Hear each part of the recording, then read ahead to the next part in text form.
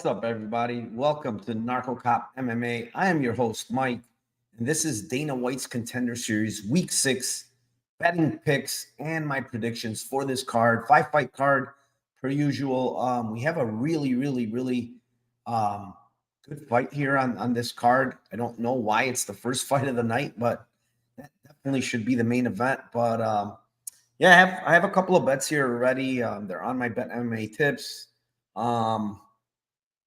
Feel kind of strong about one of them. That's why I laid the juice, but we'll talk about that in a little bit. Let me go over to chat. Matt Pelletier, what's up, man? Nice, thanks for joining. William Tyner, appreciate the consistent dedication. I'm thinking Nevis runs into a left hook. Very possible there. William, Joshua Frick, what's up, man? Can't wait for this and great card this weekend. Yes, sir. Dixon, what is up, my man? Thank you for joining. Narco, will you coach me in betting like one of Tim's tennis girls? I'm not sure you want me to coach you at this point because I haven't been doing very good the last couple of weeks. But yeah, overall for the year, I'm still up a big amount. But I'm whining like a little kid right now. But yeah, we just onwards and upwards. What is up, Air Dog? Eric says, win against my instincts when DK put that Izzy boost up. Lesson learned. I mean, I don't think, bro. I don't really look at stuff like that. I mean, it was a maximum of $25 you can bet. How much can they possibly lose as opposed to how many more people they're gonna suck in there to their site. So that's how I look at it. But yeah, let's kick this off here. First fight of the night. It is in the bantamweight division. It is the 13-0 John Matsumoto versus the 6-0 Casey Tanner. This is my fight of the night, man. This is a really good fight. Matsumoto, young prospect, undefeated, 24 years old still. Very good striker, extremely good kicks, black belt in Brazilian Jiu-Jitsu as well in his back pocket. Fought a decent level of opposition, in the regionals in Brazil, even on LFA a couple of times. Last time out, mounted guillotine, has a nice win over Luan Matheus, who I think is a decent regional fighter. Decision win over Wanderlei Jr., a win over that Inaldo Santos guy by decision. A couple of nice wins there. And when I watch this guy's tape, it sticks out to me that this guy has very good leg kicks, right? He throws a lot of calf kicks. He looks to set up those calf kicks by throwing up top afterwards, landing a head kick. And he's done it numerous times in his fights where he throws calf. And then when he gets people to reach for the calf, it's a head kick and it lands. And he's actually knocked people out, with it. Looking at some of these fights and with Matsumoto, for instance, the Wanderlei Jr. fight, right? It's a 5-round fight. I mean, this guy's cardio really sticks out. Like, he's got really good cardio. Good hands, like I said, decent hands, and very good kicks. And he has a very good front choke game. He's always going for front chokes, guillotines. You could see he has a Bravo choke, an Anaconda. He just loves the front chokes. You could see in his fights, like when people go to take him down, he's, sinking in very deep guillotines. I mean, he did it against that Wanderlei Jr. guy 2 or 3 times, like really deep guillotines, but didn't get the finish. Back and forth fight. It was a really exciting fight. He got dropped in round 1 by Wanderlei Jr., almost put out, but then he comes back, lands a head kick.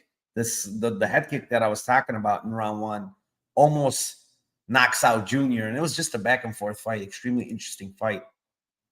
I mentioned the Mateus win. It was a nice win. I didn't like how he looked in the Inaldo Santos fight. Didn't like that at all because Inaldo Santos, to me, he's got a nice shiny record of 9-3 right now, but don't think the guy is very good. And he had a lot of success against Matsumoto in takedowns. He almost finished the whole round 1 on top. He got a takedown on him later on in the fight. I think that's Matsumoto's major flaw, his takedown defense. I don't see his takedown defense being very good. I think that's a big hole in his game. Yes, he can improve. He's still very, very young. He's 24 years old. So we could see improvements here, even though his last fight was 6 months ago. When a guy is this young, you're going to see improvements every time he probably steps into the cage. So I am impressed with this guy. And on the opposite side, Casey Tanner, he's at fight ready. Only, he's 31 years old. So this guy, he's basically in his prime at this point. It's win now and get in, or go home and probably never get into the UFC. One thing that I really dislike with Tanner is the fact that he just hasn't fought very often. One fight in a year and a half now. Had a long, long, long break in his career between 2013 and 2017 in the amateurs. He didn't fight at all for 4 years. And quite frankly, he's the less experienced fighter here when you look at these guys, even though he's the older guy, right? Just doesn't have a lot of fights. Has fought a lower level of opposition as well. The only guy of note that he's fought is Terry Bartholomew, who's a BJJ guy. He's a BJJ black belt. He's actually a really good BJJ black belt because he got it under Vicente Jr., who's a IBJJF world champion. Very, very good grappler. So his black belt checks out. It's really good, Bartholomew's. And Bartholomew's also never been finished. So I could see why that fight went to decision, and it was a dominant victory. That's the one thing that I took away from that fight. Even though he won by decision, Tanner did, he dominated in that fight. I mean, dominated the striking, dominated mostly grappling. Like, he just took him down and flows on top so well, man. He's really, really, really good on top. Good jiu-jitsu, very good wrestling. When you look at his opposition, it's not very good. But the one thing that stuck out is watch his amateur fight versus Trevor Wells. Trevor Wells is a very good wrestler. Trevor Wells is 8-3 as a pro right now. He's a pretty good fighter overall. And early on, Trevor Wells was getting the best of him a little in the grappling, but you could see Tanner just kept pushing, and he started dominating the grappling there. Eventually finished Wells in the third. He holds a brown belt in BJJ, but honestly, when I watch him against this black belt, who's a legit black belt in Bartholomew, he's probably black belt level. Honestly, Casey Tanner is. I think he's really, really good on the ground. I think his wrestling is going to give Matsumoto trouble here. He's got to be careful of the kicks on the feet, but kind of lean Tanner here, honestly. I think the wrestling, the grappling, and the void in the takedown defense for Matsumoto is going to be a thing here, and looking at him at face-offs, about the same size. I feel like Tanner was a little bit thicker. So, and he's extremely strong. That's the one thing I want to say about Tanner is feels like to me, the guy is very, very strong. So, I mean, at this price right now, we're looking at plus 125, plus 120 range. I'm leaning Tanner here. This is going to be extremely high level fight, in my opinion, the best fight of the night. But it's Tanner right now for me. I don't have a bet yet, but we'll see. We'll see where this line goes. I lean Tanner here at the dog price. If Matsumoto was the dog price here, I'd probably take Matsumoto. So, I'm leaning on the dog here. Fight number 2, it is in the flyweight division. It's in the strawweight division. It is the 11-3 Julia Palestri,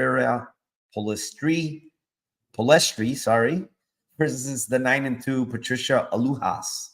Palestri fought in Contender Series before, lost to Jazz DWCS. Competitive fight, honestly. She was lighting Jazz DWCS up on the feet. But the wrestling was a little bit too much for her. And the size, the size of Jazz DWCS just gave her a ton of problems because this was kind of tiny. She's 5'2", she's really small. And she had trouble with Jazz DWCS physicality and size, right? In the third, she started stuffing a lot of takedowns, started coming forward more, landing. I did see that she kind of got tired, but there was a lot of grappling in that fight. The thing that sticks out to me with this girl is she has a lot of finishes for 115-pound women's MMA, right? Last time out, Gotig, another big girl, had early success, takedown, but eventually Palestri got her in the arm triangle, finished her. She's got 1, 2, 3, 4, 5, 6 finishes. It's pretty damn good for more than half her wins are by finish. It's pretty damn good. I mean, she's got a win over Jessica Delboni by KO. It's not a bad knockout. Jessica Kunha girl is not very, very good, but she's not terrible, and she's got a finish there. I like what I see from Palestri. Is she a world beater? No, but she's only 25. She's still super young. She's probably getting better everywhere. And her opponent, quite frankly, this Alujas girl, I really don't know what she's doing here. 9-2, hasn't fought in forever. Going back almost 2 years, she hasn't fought, and she's only had that one fight the last 4 years. Fought a very, very low level of opposition. The minute she stepped up against this Maybelline Lima, she got completely dominated in the grappling. She's a striker. I mean, she's a Muay Thai striker. She has decent striking, but very bad defense. So even on the feet, Palestri is probably better here. On the ground, she's got a huge advantage, in my opinion. I mean, this line is huge. It's minus 445. But to be quite frank, I know it's low-level women's MMA. I think this line is accurate. I think Palestri is well-deserved of minus 400. She's better everywhere. She's just faced better opposition. She's finished better opposition. I think her submission prop is good. I played plus 300. She's way, way better on the ground. I'm telling you guys. I think if she gets this fight to the ground, she just gets a finish. And she also can knock this girl out, honestly. No, KO's plus 650. That's okay. Looking for a better price, but I think submission is the way I'm going to go here. I think she finishes this girl. I don't think Patricia even belongs here, to be honest. She's getting split decision against an 0-7-1 girl. Just think about that. I mean, this girl that she went to split decision against, 0-7-1, right? Has been finished in five of those 7 losses.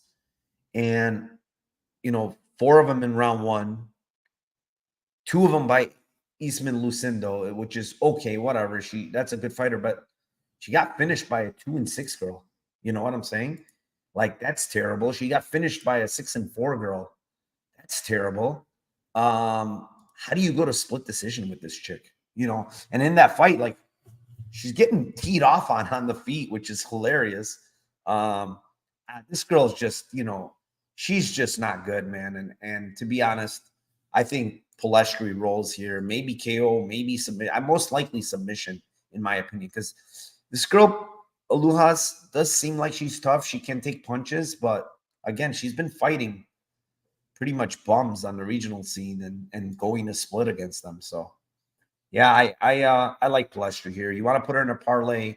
I got her in a parlay. I think she's fine. Minus 375, I paid for it. It's a little higher now, but if you want to stick her in parlay with like somebody on, I don't know, even on this card, to be honest, that we'll talk about. We'll talk about it in a bit. I think that's fine. I think it's fine here. Dixon says Santivi's swearing Tanner's a lock. Yeah, but he's from Fight Ready, bro. He's gonna say that. What is he gonna say? His guy's gonna lose? I kind of don't like following what a coach is saying, because they're never gonna go against their guys. Craig says, "What's up, Narco? Love these Contender streams. Thank you, bro." Veggie Eats, what's good? Thank you, my man. Thank you for joining. Lou Betcha, what is up, my man? I'm trying. Fight number 3, featherweight division. It is the 10-2 AJ Cunningham versus the 8-1 Stephen Wynn. I know AJ Cunningham pretty well from the regionals. watched a couple of his fights on Fury, on LFA, a couple of times. You know, what sticks out with AJ Cunningham? He's tough, very tough, tough dude. Takes a lot of punishment, keeps marching forward, decent cardio. But that's it. I mean, he's not really good anywhere. He doesn't have very good grappling. He doesn't have very good striking. Does a lot of spinning shit, you know. He is training with Bryce Mitchell. That's Bryce. He's actually cousins with Bryce Mitchell, believe it or not. This guy came up on I know the UFC likes his story because his father was like the Aryan Brotherhood bullshit, and he used to torture them. And dude, if you read some of the stories on this guy, it's pretty insane what the dad used to do to him. Like, pour like some like vegetable shit on top of him and throw him outside and let him sleep in the backyard the whole night during the winter. It's like it's all kinds of shit, and it's pretty sad to hear. But I guess the state took him away, him and his brother, and they got adopted and all this other stuff. So it's a long story. It's a pretty good read. I read the whole story on him. But you know, his story is good. His toughness is okay. It's good. But everything else is not very good. His striking defense is very bad. His grappling is not very good. His gas tank's okay at best. You know, the thing is, he's been 5 rounds. He went 5 rounds against Jonathan Jackson, but it was kind of sloppy. He was very tired. Even when you watch some of these other fights, like Jason Mullen, like landed a spinning elbow on him, busted him up, was winning some of the grappling exchanges against him. Mullen was. Had his back. But the guy is tough. I will give him that. He's tough, but he's really not faced or beat anybody of note. You know, the best win is, I don't know, Jason Mullen. The guy is 6-5. I mean, that's his best win. And on the other side, Stephen Wynn, you know, 8-1, 2-time contender guy. He's getting a third shot. He hasn't fought in 2 years. You know, that's not very good. But it's not an injury. It's nothing. He just hasn't fought. It seems like he's always training on his Instagram at Fortis MMA. Very good gym. This guy has very, very good boxing, man. His boxing is really good. Throws a lot in combination. Throws good kicks. You know, the first fight against Elon Cruz, like I had it 1-1. Possibly 2-0 him, to be honest. And then in the third round, he was winning that round and then eats a flying knee and gets put out, right? Before that, in round 2, Elon Cruz landed the same like flying knee and it landed flush and he took it. So I don't think his chin is bad at all. He took that flying knee really good the first time. The second time it was just way too much force and you know, he got height on it and just landed it perfectly. His last Contender Series fight, that Theo guy is just very, very green striker. He just lit him up on the feet. The thing I didn't like is there was no urgency to finish that guy. He landed a lot on him, but didn't have like urgency to finish. And that's your second Dana White's Contender Series fight. You should try to finish that guy, you know, that Theo guy. And he had him hurt 2 times in that fight. Stephen Wynn has good takedown defense. Even though he's a striker, a karate guy, he's got very good takedown defense. Even if you get him down, he's got good get-ups. He's swept. I've seen him sweep guys from bottom. I think he's well-versed. He goes for – I notice he does go for a lot of chokes as well from headlock positions and stuff, but never really I mean, he does have – obviously, he does have chokes. He has 2 guillotines, right? So he doesn't like that. I see him going for it even against that Theo guy, even against this Bailey guy. I saw him going for it. So he does go for it. The Elon Cruz fight, I think the length of Elon Cruz, the kicking game, the awkwardness of Elon Cruz gave him a lot of problems, like something that he's never dealt with before. But then he came back in this Jorge Juarez guy, man. It was one punch, like knockout cold. This guy has decent power in his hands. I think he has power in his hands. And AJ Cunningham's a flat out bad defensive fighter. And And Win is just going to land on him at will here, man. And he's going to be the best fighter AJ Cunningham has ever fought. He's going to be the best striker AJ Cunningham has ever fought. And he's probably going to be the guy that has the most power AJ Cunningham has ever fought. So that all put together, the volume, the cardio is on point for Win. Takedown defense, like I said, is pretty good. I think he knocks out AJ Cunningham, man. There's a big skill edge here for me. A huge skill edge for Stephen Wynn here. He's the much more skilled fighter. I laid the minus 238 on this guy, man. DraftKings at 238 after diving in deeper and then watching the face-offs. That's another thing, guys. It says he's 5'11", and it says AJ Cunningham's 5'10". Something is very off there. I don't know if it's Wynn that's much taller than 5'10" or 5'11", or that Cunningham is shorter than 5'10", because if you guys go look at the face-offs, Wynn looks massive compared to this guy. And that gave me, when I saw that, that just gave me more confidence in betting him, because I just feel like the takedowns are going to be just that much harder for AJ Cunningham now. So give me him by knockout here. I like the knockout. I think he's going to KO Cunningham here. It's plus 300. I got it at for half a unit. He knows this is his third time. He knows at this point, he's got to know, I just got to finish, man. And there's a guy in front of me that's going to give me the opportunity to finish, because his defense is so damn bad on the feet. So, toughness is good, but toughness can get you far against, against lower level guys like, Jason Mullen and Jonathan Jackson, but even Javier Garcia, who's not a striker. Javier Garcia is mainly a grappler. He was lighting him up on the feet, dude. He had him puffed up and shit. And, that's not a good look. And the thing is, he has been knocked out in the amateurs by Solo Hatley Jr., and then he fought him again and lost to him a decision.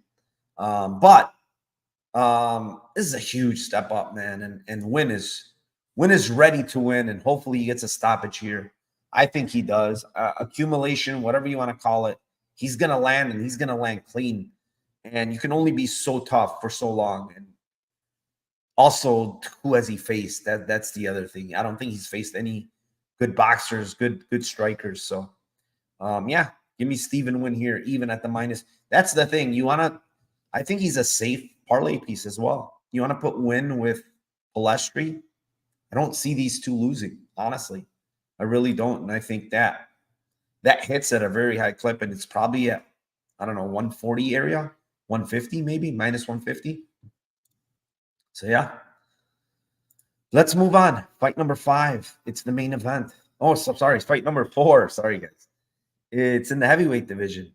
It is the 7-1 Eduardo Neves versus the 5-0 Johanata Diniz. Eduardo Neves, another Dana White's Contender Series guy, right? Fought Mick Parkin, was doing well early, hurt Mick Parkin early. The minute he faced adversity, he crumbled. He literally completely crumbled at the face of adversity. And when you look at this guy, he went to the 3rd round in his first fight, but outside of that, he's been to the round 2 twice. I feel like he's a front runner, a guy that, if he can kill you, he's going to try to kill you early. And if he gets any type of adversity and the guy is hitting him back, I think this is a guy that folds, man. I don't like seeing that against Mick Parkin. He looked pretty awful against Mick Parkin. When Mick Parkin got on top of him, he just gave up to a submission and just tapped pretty quickly. It was a terrible look. He came back. He won a fight against this Jackson guy who, quite frankly, is very, very old, 40-year-old guy that completely gassed out. That finish was literally based on this guy's gas. Like, he was completely gassed out in the second round. Hayago Silva, another guy that to me just was not very good. His record indicates that he's good, but that guy did not look very good to me. He got on top, ground and pound. His opponent, Johanata Diniz, glory kickboxer, right? This guy's a glory kickboxer. He wants to stand and bang. He's got power in his hands. Very, very good kicks. I like his kicking game. It's extremely well. I mean, he's a Muay Thai guy, so most of these guys have good kicks. He fought Rico Verhoeven, man. I mean, that guy is a legend in the kickboxing game. Like, that's a guy is a glory legend. Very, very, very, very, very good striker. Extremely good kickboxer. One of the greats of all time, to be honest, as far as the kickboxers, Rico. And in that fight, I mean, size advantage was insane. I can't believe he was fighting. They were fighting each other. They were the same weight. I mean, Rico looked like twice this guy's size and landed knees, kicks. Every knee was dropping. I mean, every kick was dropping this guy. I mean, they just didn't look like the same size. And this guy at that point was 19 years old, very, very young. Or sorry, 22 years old. He was very young. It was 10 years ago. Now he's 32. He's fought in Glory a bunch. You know, he's got a lot of wins at Glory. He's got some losses against good guys. The one thing for me with this guy is I think he's extremely tough. Quite opposite of his opponent. I think this guy is hard to get out of there. He's extremely tough. He's going to walk you down and try to land big shots on you.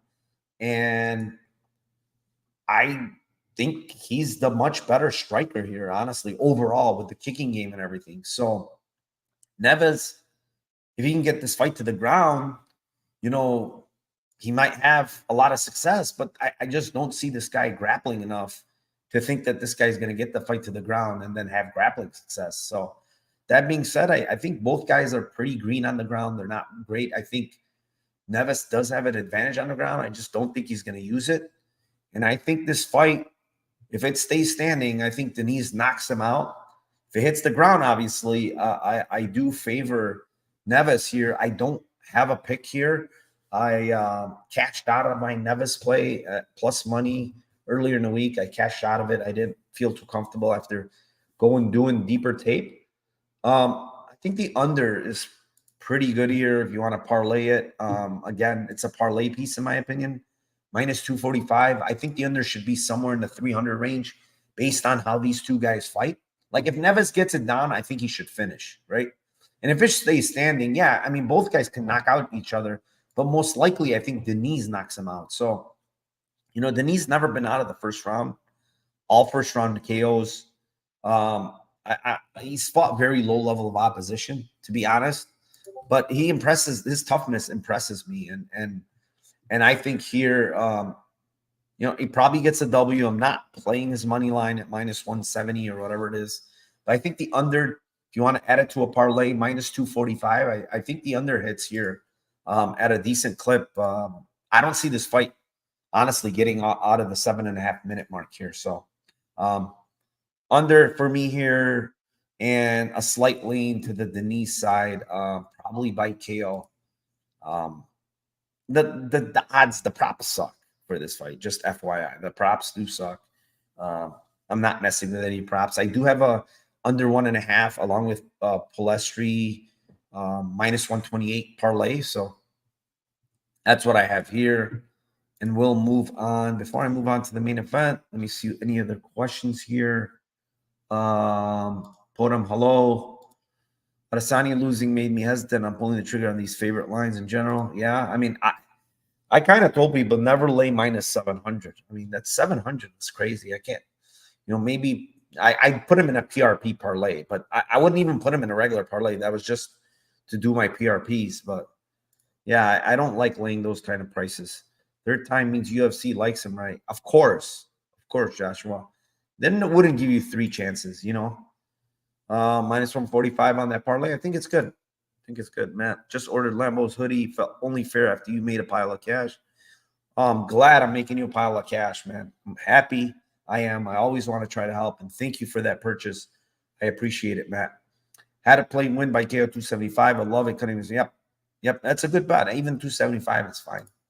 Minus 150 on the parlay. It's fine. I think it's fine. Palestri and win. If you want, I think it's fine. I think both of them win fairly easily. Before I move on to the main event, hit the like, please. Subscribe to the channel if you haven't. Link down below for my merch store if you want to just help out the channel, help me out. If you appreciate what I do, the work I do out here, just go over to that link, find anything that you like there. And if you like anything, I appreciate the purchase. Moving on to the main event of the night. It is in the lightweight division. It is the 13-2 James Illentop versus the 6-1 Malik Lewis. James Illentop, 15 fights, 13-2. Only still 24 years old. This guy has a ton of fights for 24. Very, very active fighter. He's already fought twice this year. He fought 3 times last year. He fought 4 times the year before. So this guy's active. He's getting in there. He's learning on the fly. His last loss was 4 years ago to Mike Tucto, who's a decent regional slash, guys fought in LFA. So he's a regional guy. He's got good wrestling, grappling. He's tenacious. So he broke this guy and choked him out 4 years ago, right? When this guy was 20. Now this guy is growing up a little here. He's a little older. He's 24. And when I watch this guy's fights, earlier on, he was going to decision a lot, hurting people, but not finishing. He even went to split against this Alexander Barahona fight, which it was an absolute war back and forth, killing each other, these two guys. Then you could see the progression, man. His striking got a lot better. He got a little more technical. He's throwing straighter punches now. He's got a lot of power in his hands too, man. I know it doesn't show it, and I know these fights where he's finishing them in the third, the first, but man, he's dropping people a lot. He's got power in his hands. I'm telling you guys, he works the body really well. He's got good cardio, in my opinion. Throws a lot of body kicks, a lot of kicks in general, actually. He has a head kick knockout as well. Overall, like with this guy, like he was fighting at 70, 170. This guy should not have been at 170 because when I watched him at face-offs today, he's smaller than Malik Lewis. I mean, and it's 155 now. Like he should have never been at 170. And this guy fought a lot at 170. I mean, 1, 2, 3. Yeah, last 3 fights were at 70. I have no idea why. Maybe he just couldn't get guys to fight him at 55. So he's like, screw it, I'll just fight at 70. But he's looked pretty damn good the last couple of times. Knockouts in both fights, dominating pretty much in both of those fights. The Kevin Pastern win in round 3, when you look at this guy Pastern now, he's 8-1, right? And you say, well, who did he beat before that? Nobody. But then I look at his last win, and this Mahdi guy, I know him from Aries. From Cage Warriors. And he's a pretty fucking good fighter. He's not bad at all. And this Pastern guy knocked him out in the first round. So now when I look at that win by James, I think it's a pretty good win. That's how I look at that win there. I think that's his best win against Pastern, who was 5-0 at the time. It was a pretty good fight, but he ended up breaking Pastern in the third. And now he's got Malik Lewis, who's this is his second time out in Contender Series. We saw him against Peak. He almost had Peak killed in the first round. He gassed out. Peak finished him in the second, right? He was pretty gassed. I watched his last fight against Paulo Silva, and I said, yeah, that Peak fight is an anomaly because he really went crazy to try to finish Peak, and he couldn't. And he ended up gassing. So to me, that was like, okay, has nothing to do with his cardio. It's just trying to go for the kill and overextended and didn't get the kill, and you were dead gassed. Then I look last fight against this 36-year-old Paulo Silva, and he wins in the round 3, but he gasses again, man. He gasses pretty fucking bad again. And his opponent was extremely gassed himself, and that's why he got the finish. His opponent was dead, completely dead in that fight. Kind of laid on his fours while Malik Lewis was just hitting him from behind. Like the punches weren't even that hard, but he was just dead tired. The Silva guy. The thing that I see here with Malik Lewis is he has the athletic advantage. He's the bigger guy. Possibly he has the grappling advantage as well here. I don't really like his wrestling. He just gets most of his takedowns off strength and, not really off technique. but he loses position a lot. I'll say that when he's on top. That's not good. And then on the feet, like he just throws way too wide for my liking. Like he's throwing big wild shots. He has power in his hands, clearly. It's a big guy. But he can get landed on, man. And the one thing that sticks out to me is I think Ilan Top works the body well, kicks to the body. I think those type of things are gonna gas Lewis out pretty bad here. I think this fight is gonna have violence in it, man. I really do. I don't think this fight hits the scorecards. The over under is it's 1.5. I might go over here, the 1.5, but I think eventually, the later this fight goes, the more I favor James. I think he probably gets a finish later in this fight. But Lewis is dangerous early. In this fight, I'm going to attack it by probably playing live. I'm going to look to live bet James if he survives the storm early, depending on how he looks too, you know. But I favor James here slightly. This is the one that I had an actual bet on Lewis at plus 170. But when I dove into tape even more, I played the other side at minus 155, and I just said, I'm out of this fight. I don't want nothing to do with it at these lines. I could see Lewis finishing early, but I could also see this guy breaking Lewis later. So for me, I'm going to go with James here. I think he's the smarter fighter, the fighter that has better cardio. I think he can also finish. Yeah. So I'm going to go with the James side here. Not a bet for me, but I do like him to finish here, probably later, round 3, maybe even round 2. Yeah, that's all 5 fights, guys. Any other questions, put them out on the side. I will try to answer them real quick. Zell, what is up, my man? Thank you for joining. Crystal in the house. The people who Ilan Top has lost to have pretty bad records right now. Tucto and Cortez. Yeah, but he was super young, 19 and 20 years old. I mean, we got to give him a pass and look at how he looked then and look at how he looks now. He's improved. I mean, he's much improved. And honestly, UFC is really, really trying to push these guys from Peru. Like, whatever the case is, I don't know what happened, or like every single card, we got a guy from Peru. It's crazy. Like, what is going on here? What did they must have really went to Peru and dug deep and said, you know what? Let's get some of these guys into the UFC and see if we can get them into the UFC. And quite frankly, you know, it's been not bad for them. Like they got they get one last week. No, they didn't get one last week. They didn't have one 2 weeks ago. I'm looking at them right now to see, because I know they did get, they got Luis Pajulio from Peru. That guy in week 3 got a contract. I think that's it. Maybe week 1. There was a guy from Peru. It feels like, Kevin Borjas. So they've got 2 guys from Peru already in. They're 2-0. This guy's the 3rd guy here fighting. Ilan Top. Are they looking for 3 guys here? It's very possible. Losing to Peak is kind of a red flag. Yeah, but he gassed out. I think that was an anomaly type of loss because he almost killed Peak, but he didn't. Palestri at plus 125 under 2.5, and Win at plus 14 for under. A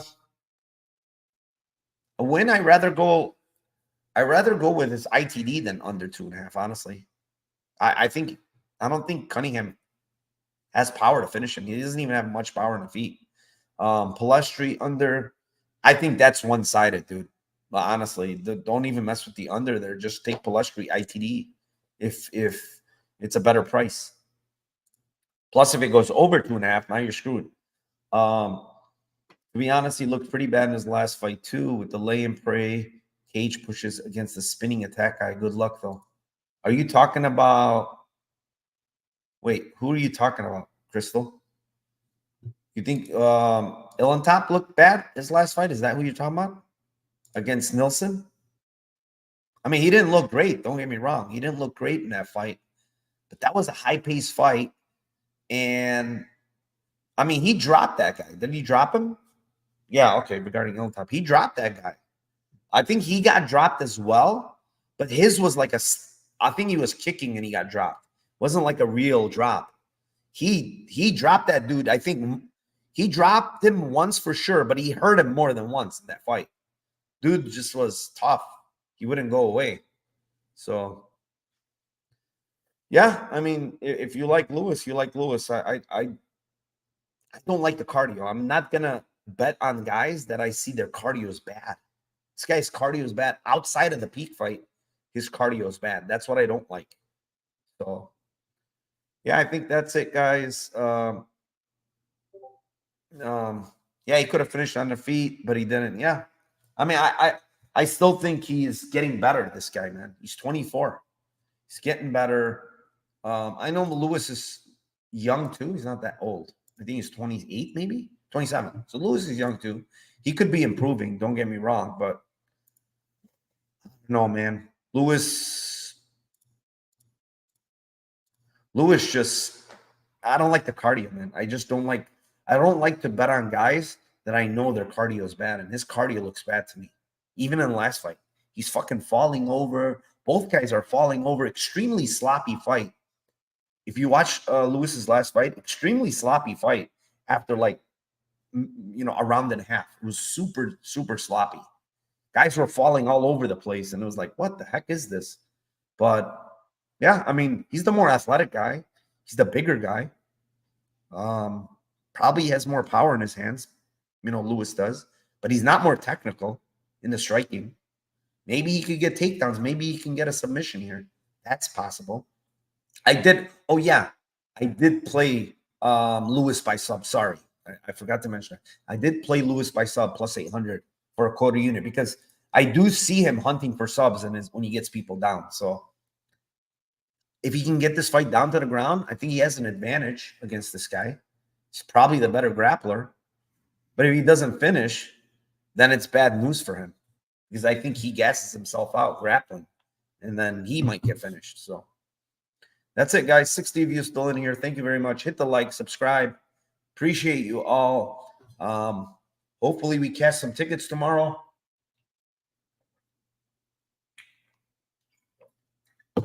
And we cash even more tickets for the weekend because there's a lot of fights. There's Octagon, there's LFA, there's so much shit this weekend. And I just started taping UFC, so got a couple of bets already. They're on my Bet MMA tips. Down around 10 units the past 2-3 weeks, I think. So we'll get it back. Good luck tomorrow, everybody. Appreciate you coming and hanging out with me today. I will be back Friday for the Lambo Plays podcast with, I think Tim is back this week. And hopefully we do better this week in UFC. So take care and let's cash those tickets for Dana White's Contender Series weeks